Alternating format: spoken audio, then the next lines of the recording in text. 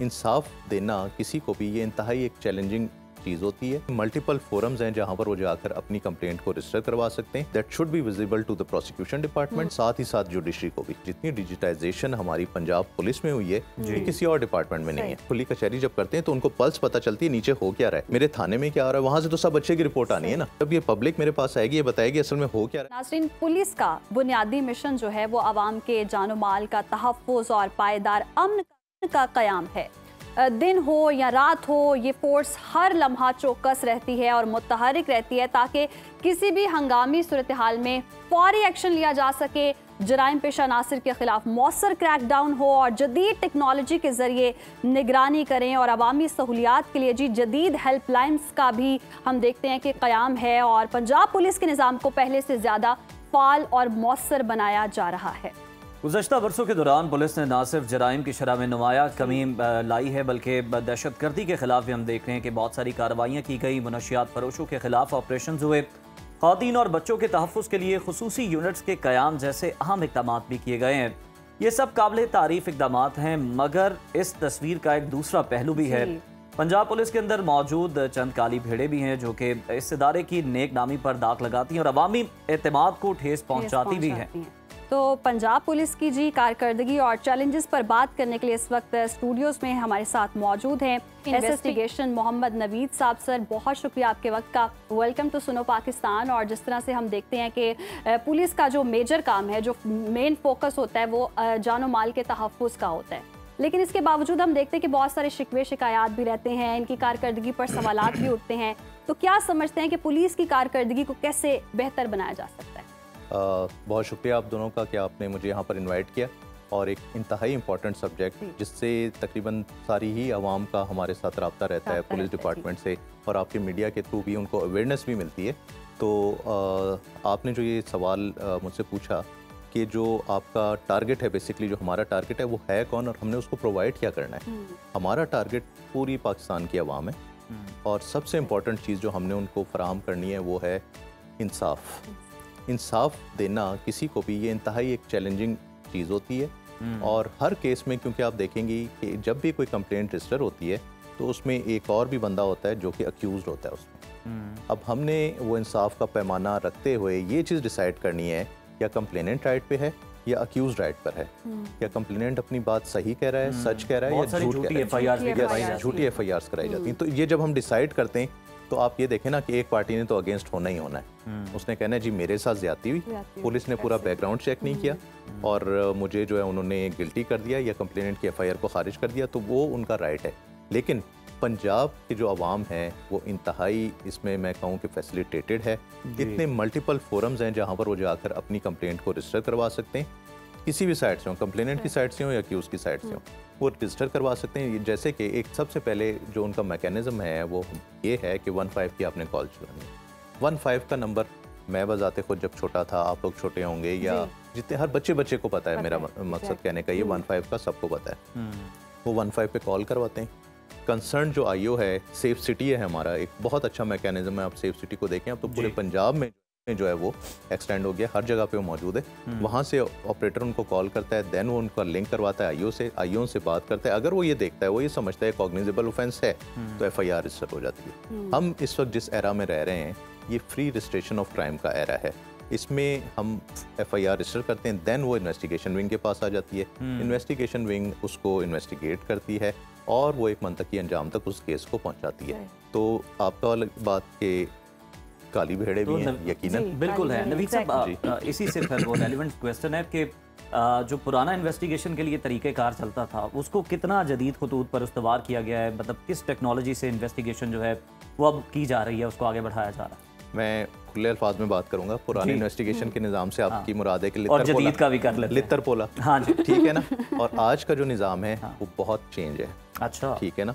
ऐसा नहीं है कि लित्तर पोला ये एक वाहिद चीज़ है जिससे आप किसी बंदे से सच उगलवा सकते हैं। हमारे साथ जो इस क्रिमिनल जस्टिस सिस्टम के मेन पिलर्स हैं उसमें देखें आप, एक पुलिस है, प्रोसिक्यूशन है, जुडिशरी है, साथ ही साथ PFSA और जो हमारा मेडिकल फैसिलिटीज़ अवेलेबल हैं टू कंडक्ट अ मेडिकल, ये सारों का बड़ा इंपॉर्टेंट रोल है। इन सब को इंटीग्रेट कर दिया गया है, डिजिटाइजेशन हो रही है। मैडम CM के डायरेक्शन हैं कि आपने जो एक सिस्टम बनाना है वो इस तरह बनाना है कि 15 की कॉल जो आती है, FIR जो रजिस्टर होती है, जो केस फाइल लिखी जाती है, that should be visible to the prosecution department और साथ ही साथ जुडिशरी को भी।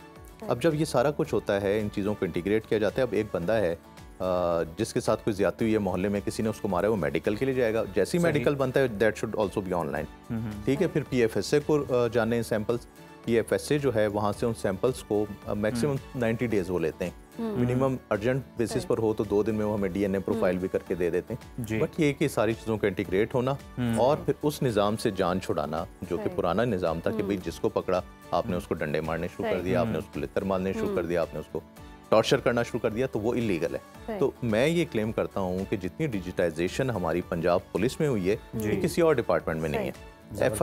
कंप्लेन के रजिस्टर होते ही कंप्लेनेंट को मैसेज चला जाता है कि आपकी कंप्लेन रजिस्टर हो गई, आपकी FIR रजिस्टर हो गई, आपका IO ये बंदा है, आपके केस का फाइनल डिसीजन क्या हुआ है, क्या कन्विक्शन हुई है, उसमें एक्विटल हुई है, तो साथ साथ उसको फीडबैक मिल गया। तो चले हो गया, आपने सिस्टम निज़ाम की बात कर दी, जिस तरह सब देख रहे हैं कि गुज़श्ता बरसों से दावा ये किया जा रहा है कि जराइम में कमी आई है, तो किस हद तक कमी आई, कितनी कमी आई है, कितने ब्लाइंड मर्डर्स हैं जो कि ट्रेस हुए हैं और कितनी हम देख रहे हैं कि जो इश्तिहारी हैं वो मंतकी अंजाम तक पहुंचे हैं। अच्छा, इसमें देखें, सबसे पहले तो मैं आपको क्राइम फिगर्स अगर बताता चलूँ तो आज से 2 साल पहले जो क्राइम रजिस्टर हुआ दैट वाज 3,65,000 इन लाहौर, ठीक है, वो कम होकर 3,21,000 पर आया।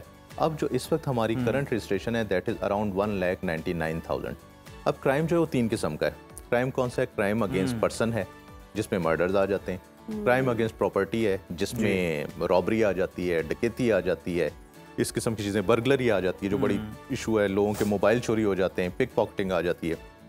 देन है मिसलेनियस क्राइम, ये वो क्राइम है जिसमें फाइनेंशियल क्राइम भी आ जाता है, लोगों के साथ फ्रॉड्स होते हैं, 489F के पर्चे होते हैं, 420, 468, 471 होती हैं कि प्रॉपर्टी के जाली डॉक्यूमेंट्स बना के किसी ने क्लेम किया, कब्जा ले लिया और रेवेन्यू से जाके उन्होंने अपने नाम पे कोई रजिस्ट्री बनवा ली।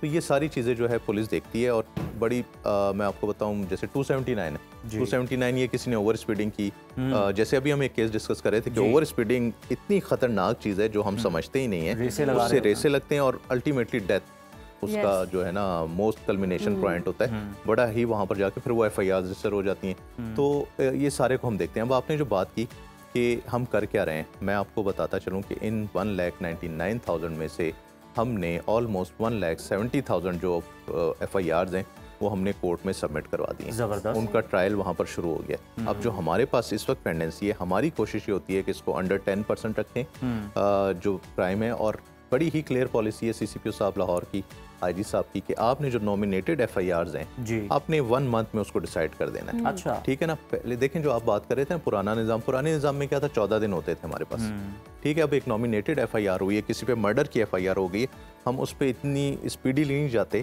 कि किसी को जो राइट देना है, जो इंसाफ देना है, जो मैंने पहली बात की थी कि हमारा बुनियादी जो पर्पज़ है ये पुलिस डिपार्टमेंट बनाने का वो ये है कि इंसाफ फराहम करें। तो 1 महीने में आप अगर नॉमिनेटेड FIR मर्डर की उसको डिसाइड कर लेते हैं और जो सैंपल्स हैं वो बाद में आते रहते हैं, फिर हम उसको सबमिट भी करवा देते हैं कोर्ट में। अच्छा, फिर अननोन FIRs हैं जो कि क्राइम अगेंस्ट प्रॉपर्टी की हैं, किसी के घर खुदा ना खासा बर्गलरी हो जाती है, सही, ठीक है, किसी का मोबाइल चोरी हो जाता है, वो अननोन FIR करवाते हैं, तो उसको ट्रेस करने के लिए हमें टाइम चाहिए होता है, 90 डेज उसका टाइम है। अगर 90 डेज में वो नहीं होती, हम इनको बता देते हैं कोई ऐसा सॉलिड एविडेंस अभी तक नहीं आया, कोई सॉलिड क्लू नहीं आया, लिहाजा आपके FIR को हम ट्रेस करके क्लोज करें। जब भी हमें कोई ऐसा गैंग हमने अरेस्ट किया जो इसमें इन्वॉल्व हुआ तो वो हम उस पर काम करेंगे। फिर इश्तिहारी आ जाते हैं। इश्तिहारी कौन है? इश्तिहारी ये वो लोग हैं जो हमारा जुडिशल सिस्टम है उसमें जो जस्टिस प्रोवाइड करनी है उस सिस्टम को, उस प्रोसेस को कंप्लीट नहीं होने देते। एक बंदे पर FIR हो जाती है, उसको इंटीमेट किया जाता है कि आप पे FIR हुई है, आप आके इन्वेस्टिगेशन ज्वाइन करें, अगर आप समझते हैं कि आप बेगुनाह हैं तो आप आ जाएं, हम आपकी गिरफ्तारी इल्तवा में रख देंगे अनटिल एंड अनलेस हम खुद डिसाइड ना कर लें कि आप वाकई बेगुनाह हैं। अगर आप गुनहगार हैं तो आप बेल भी करवा सकते हैं, आप बेल करवा के शामिल तफ्तीश भी हो सकते हैं। लेकिन होता क्या है कि लोग जो है ना बेल करवाते हैं ना शामिल तफ्तीश हो, तो फिर हम उनके वारंट्स लेते हैं, अरेस्ट वारंट्स, हम रेड्स करते हैं, उनके घर पे वो नोटिस चिपका करते हैं कि आप इस केस में इन्वॉल्व हैं, आप आके उसको ज्वाइन करें इन्वेस्टिगेशन को। जब वो नहीं करते फाइनली फिर हम उन्हें PO डिक्लेयर। ये भी बताइएगा कि आप जिस तरह से बता रहे हैं कि इतने केसेस रजिस्टर्ड हुए, जो फिगर आपने कोट किए, टॉप प्रायोरिटी कौन से केसेस होती हैं आपकी? और साथ ही हमें ये भी बताएं कि अक्सर सर आपने कहा ना कि लोगों का पाला पड़ता है, तो फिर लोग जो हैं शिकायतें भी कर रहे होते हैं। हाँ, बिल्कुल। आप उसमें डिसाइड कर सकते हैं कौन जायज़ कर रहा है, कौन नाजायज़ कर रहा है। सर लोग कहते हैं कि बड़ा लंबा अरसा लग जाता है तफ्तीश में, और कोई वसाइल का भी कहते हैं कि मतलब अगर कहीं पर रेड करवाना है तो फिर हम ही जनाब अपनी जेब से कोई खर्चा पानी दे रहे होते हैं, क्योंकि वसाइल नहीं, ऑब्वियसली सबको पता है, और ये बात आपके अफसरान भी एडमिट करते हैं सर। तो ये सर बताइएगा कि कौन सी टेक्निकलिटीज़ हैं जिसकी वजह से वो फिर काली भड़े जो कि हर शोबे में कहीं ना कहीं होती हैं, हमें उनको तस्लीम करना चाहिए। मतलब नाम है तो नाम चेंज कर दिया गया, या फिर कोई दफात जो हैं वो इस तरह की लगा दी गई। तो सर इन सब को आप किस तरह से टैकल कर रहे हैं, डील कर रहे हैं?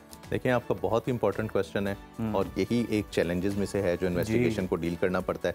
दो पार्ट्स में, तभी खुली कचहरियों में फिर लोग आते हैं। जी हाँ, बिल्कुल, ये बरीक वारदात हुई और हमें पता भी नहीं चला। अच्छा, अब ये दो पार्ट्स में अगर मैं आपके क्वेश्चन को डिवाइड करूं तो वो एक तो ये है आपका क्वेश्चन कि जी जो कि नेम्स को अपने चेंज कर लेते हैं FIR के रजिस्टेंस से पहले, ठीक है, एक तो ये चीज़ होगी। फिर उसको पुलिस किस तरह से इन्वेस्टिगेट करती है, उसमें होता ये है कि जैसे ही FIR रजिस्टर होती है हमारे पास, देखें ऑपरेशंस पुलिस का काम है कि फौरी तौर पे FIR दे। उन्होंने अपनी टाइमलाइंस फिक्स की हैं 24 आवर्स, 48 आवर्स एंड 72 आवर्स, ठीक है ना। उसके अंदर वो क्राइम को रजिस्टर कर देती हैं। अब जब वो रजिस्टर कर देती हैं, उनके पास एक कंप्लेन आ जाती है। कंप्लेनेंट को भी नहीं पता जी, 10 लोग यहाँ पर हैं, हो सकता है मुझे 2 का नाम पता हो, 8 लोगों का नाम ना पता हो, तो मैं नामालूम लिख देता हूँ, या मैं कहता हूँ कि मेरे ख्याल से ये वो है, तो उसका नाम वो दे देते हैं। फिर ये इन्वेस्टिगेशन विंग की जिम्मेदारी है कि असल कल्प्रेट को सामने लेकर आए। ये डिपार्टमेंट बना ही इसलिए, ठीक है ना। आम आदमी ने तो पर्चा कराना ही कराना है, उसके साथ एक ज्यादती है, उसने पर्चा कराना है, वो जो भी नाम दे दे फिर आप लेकर आएंगे। कुछ लोग इंटेंशनली देते हैं ये, ठीक है, ये इंटेंशनली कौन से लोग बिल्कुल, उनको भी डिस्कस करना बड़ा जरूरी है। ये वो लोग हैं जो कि हैबिचुअल कंप्लेनेंट हैं, जिनको पता है कि पुलिस का निज़ाम कैसा है, जिनको पता है कि थाने का निज़ाम क्या है, जिनको पता है कि कचहरी में क्या होना है, जिनको पता है कोर्ट में क्या होना है। वो अच्छे यकीनन लॉयर्स, एक हमारी बड़ी रिस्पेक्टेबल कम्युनिटी है, लॉयर्स को भी इंगेज करते हैं, दोनों पार्टीज करती हैं ताकि वो कोर्ट में अपना केस प्रेजेंट कर सकें। हमारा जो खुली कचहरी का मकसद है वो ये है कि हमारे पास कंप्लेन आई, हम 3 दिन में रिपोर्ट लेते हैं। मैं बतौर SSP SP से रिपोर्ट लेता हूँ। 3 दिन बाद मैं दोनों पार्टीज को खुद सुनता हूँ, IO को सुनता हूँ, then we decide the case, और उसका चलान जो भी बनना होता है। आप खुली कचहरी में हम देख रहे हैं, पीछे फुटेजेस भी चल रही हैं जिसमें आप खुली कचहरियाँ जो हैं वो लगा रहे हैं। सर बड़ा बर्डन होता है जो कि आप लोगों पे आता है, बहुत सारे छोटे छोटे केसेस भी जो हैं जो आपने सुनने होते हैं, हालांकि बहुत सारे बड़े केसेस जो हैं वो आप डील ऑलरेडी कर रहे होते हैं। आप नहीं समझते कि बिल्कुल ये जो कदम है बड़ा अच्छा है खुली कचहरी लगाने का, लेकिन अगर नीचे से ही सिस्टम बेहतर हो जाए तो आप तक इतना बर्डन ही ना पहुंचे, नीचे से ही अगर लोगों को इंसाफ मिल जाए तो फिर उन्हें आला दफातर में जाने की जरूरत ही पेश ना। आपने अपने सवाल में एक आला का लफ्ज यूज किया जी, जो आला दफातर है ना, ये भी अवाम के हैं, बिल्कुल है। उनको इस खुली कचहरी के जरिए ये मैसेज दिया जाता है कि ये दरवाजे खुले हुए हैं। हम 9 to 5 जो ऑफिस आवर्स हैं उसमें भी अवेलेबल हैं। आप कहेंगे तो पुलिस तो 24/7 चलती है, हम आपके लिए अवेलेबल हैं। लेकिन ये जो आला का एक लफ्ज है ना, वो मेरे जहन में भी आया कि मैंने किसी आला अफसर से मिलना है, मैंने किसी बहुत ही हाई प्रोफाइल अदाकार से मिलना है, या किसी से भी मिलना है, एंकर से मिलना है, तो मैं पहले टाइम लूंगा, ठीक है। हमने खोल के ये किया है कि आप आएँ, ओपन डोर पॉलिसी है, हमारे ऑफिस भी आपके डिस्पोजल पर है। मैं ये आपको बताता चलूँ, देखें ये खुली कचहरियाँ सिर्फ हम नहीं कर रहे, ये खुली कचहरियाँ हर डिपार्टमेंट, वापडा का फर्ज है वो खुली कचहरी करे, लोगों के बिलों के बड़े इशूज, गैस वाले हैं, इरिगेशन वाले हैं, जो भी हैं, वो खुली कचहरी जब करते हैं तो उनको पल्स पता चलती है नीचे हो क्या रहा है, मेरे थाने में क्या आ रहा है, वहां से तो सब अच्छे की रिपोर्ट आनी है ना जी। तो जब ये पब्लिक मेरे पास आएगी, ये बताएगी असल में हो क्या रहा है, तो मैं उस चीज़ को कंट्रोल करने में ज़्यादा एक ग्रिप महसूस करूंगा, आसानी होगी मुझे। अच्छा, दूसरी चीज़ ये कि इसमें आप दोनों पार्टीज को भी सुन लेते हैं, वहीं पर आप डिसाइड कर देते हैं। कंप्लेन हमारे पास होती है, हम सारा रिकॉर्ड उन्हें दिखाते हैं। देखें, हमारा मकसद ये है कि जो कंप्लेनेंट है उसको हम बताएं कि यार आपका पर्चा किस बेस पर खारिज हुआ है। आपने करवा तो दिए, बहुत बड़ा काम है FIR को करवाना और फिर लेके चलना। हम उसको एविडेंस बताएं कि ये 4 चीजें ये आप प्रूव नहीं कर पाए, लिहाजा आपकी FIR को खारिज कर दिया गया। अब अगर आपको कोई एतराज है तो आप हायर फोरम पे जाएंगे। जो चेंज ऑफ इन्वेस्टिगेशन है उसके 3 फोरम है हमारे पास। सबसे पहला बोर्ड लाहौर में मैं चेयर करता हूँ बतौर SSP इन्वेस्टिगेशन। जो डिफरेंट जिले वहाँ पर DPO साहब चेयर करते हैं, और वो पहले में डिसाइड कर लेते हैं कि क्या तफ्तीश। सर मैं नवीद साहब यहाँ पर कोई मिसकंसेप्शन ना रहे, मैं ये क्लियर करना चाहता हूँ कि लोग तारीफ करते हैं, हमारी लोगों से बात हुई है, एक डेटरेंस है, उन्हें पता है जनाब ये काम नहीं करेंगे, थाने वाले काम नहीं करेंगे, तारीफ तो करते हैं, लास्टली टाइम की शॉर्टेज ऐसा ये भी बता दें, जिस तरह से देखते हैं कि लाहौर जैसे बड़े शहर में तरबियत याफ्ता इन्वेस्टिगेशन ऑफिसर्स की कमी भी एक चैलेंज है। तो आप नहीं समझते कि इसमें कोई खुसूसी ट्रेनिंग या रिफॉर्म्स होनी चाहिए, ऐसा कोई मंसूबा मौजूद है? देखें, nothing is perfect in this world. हम जो है बेहतरी की तरफ जाते जा रहे हैं। लाहौर ज़िले में जब मैं 10 साल पहले यहाँ पर बतौर SP में मैंने सर्व किया, उस वक्त सिर्फ एक SP के अंडर जो है SP 2 होते थे, SP इन्वेस्टिगेशन, SP ऑपरेशन, उनके अंडर DSP 1 होता था, और फिर जो इंचार्ज इन्वेस्टिगेशन थे वो थे, ये एक हमारा ऑर्गेनोग्राम बना था। अब इसमें बहुत ही एक अच्छी तब्दीली आई, वो ये हुआ कि जो DSP इन्वेस्टिगेशन हैं वो अलग कर दिए गए। सही। डीएसपी ऑपरेशंस अलग कर दिए गए। 22 हमारे सर्कल्स हैं, 22 में ये सेटअप है। और थाने लेवल पर एसएचओ अलग है, इंचार्ज इन्वेस्टिगेशन अलग है। पहले तो इतनी शॉर्टेज होती थी हमें ह्यूमन रिसोर्स की, यानी मैं आपको बताता चलूँ कई थाने ऐसे होते थे जहाँ 2-2, 3-3 जो ये हमारे सिटी में थाने, यक्की गेट हो गया, मस्ती गेट हो गया, लोहारी गेट हो गया, 3 या 4 आपको आईओ मिलते थे। इस वक्त मैं आपको बताऊं जो हमारे बड़े थाने हैं वहाँ पर जो नंबर ऑफ आईओज हैं 30 हैं। काना में, शादरा में, आपके मनावा में, ये बड़े थानों में इतने हैं और छोटे थानों में 12-12 आईओज अवेलेबल हैं। इनका मकसद क्या है कि क्राइम जैसे रजिस्टर हो रहा है उसको चलान करते जाएं। ठीक है, अब जो क्वालिटी ऑफ आईओज है, यकीनन ट्रेनिंग एक बहुत इंपॉर्टेंट इसमें अपना मकाम रखता है। जैसे आपने इंट्रोडक्शन में कहा था कि हमने स्पेशलाइज्ड यूनिट्स बनाए, वो स्पेशलाइज्ड यूनिट्स क्यों बने थे? ताकि जो हमारे वल्नरेबल सेक्शंस ऑफ सोसाइटी हैं, फॉर एग्जांपल SSOIU बनाया आपने, ठीक है, special sexual operations and investigation unit. इसका मकसद ये था कि जो हमारी विक्टिम्स है ना, पहले तो मेल आईओ उनकी तफ्तीश करता था। मेल आईओ को बहुत सारी बातें ऐसे नहीं पता चलती थी क्योंकि हमारी डॉक्टर्स जो उनका MLC कंडक्ट करती थी वो भी फीमेल्स होती थी, तो काफ़ी सारी चीज़ें ऐसी थी जो हम तक नहीं पहुँचती थी। तो हमने फीमेल्स आईओज उन केसेस के लिए रख दिया। और इस वक्त मैं आपको बता, यानी हर सतह पर सर अब रिफॉर्म्स इदारे के अंदर आ रही हैं, डिजिटलाइजेशन हो रही है इदारे के अंदर। मोर देन 100 हमारी फीमेल आईओज हैं जो कि हर थाने में मौजूद हैं, जो कि हर पुलिस स्टेशन में मौजूद हैं, जो कि हर सर्कल में मौजूद हैं। हमारे अपने ऑफिस में वो इन किस्म की खवातीन जो आती हैं उनको इंसाफ देना बहुत ज़रूरी है। नो डाउट सर, बहुत अच्छा काम किया जा रहा है और जिस तरह से आप बता रहे हैं और जो पुलिस के बारे में कॉन्सेप्ट था जी वो अब बदलता जा रहा है। और लोगों को भी ये समझना चाहिए कि थोड़ा वक्त लगता है चेंज आने में। अगर रिफॉर्म्स हो रही हो तो वो डिलीवर करने में कुछ वक्त लगता है, तो थोड़ा सा ज़रा पेशेंट रहने की भी ज़रूरत है इस मामले में।